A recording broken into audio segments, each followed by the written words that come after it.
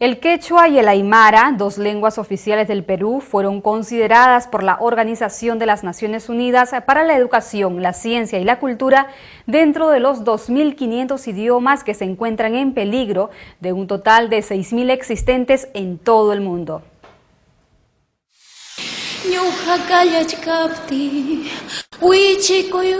La joven actriz Magali Solier no encontró mejor forma de agradecer el Oso de Oro, premio obtenido en el Festival de Berlín por la película La Teta Asustada, que cantar en quechua, el idioma que maneja desde niña y que pese a ser una lengua oficial en el Perú, no ha sido revalorizada como debiera.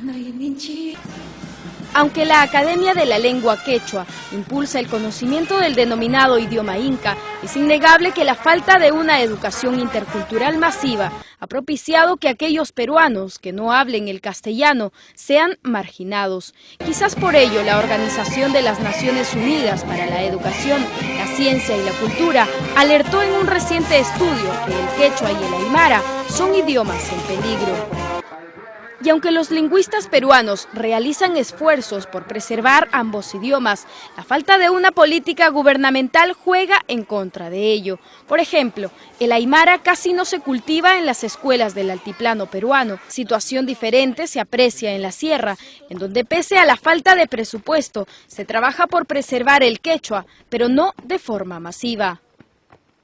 El Atlas Electrónico presentado por la UNESCO estableció que una lengua está en peligro cuando los niños ya no lo aprenden en sus familias como lengua materna, sino que se convierten en bilingües pasivos, es decir, la entienden, pero no la hablan. Según dicho organismo, también hay 5 lenguas en el Perú que ya están extintas: mochica, cuye, cholón, panobo y llameo.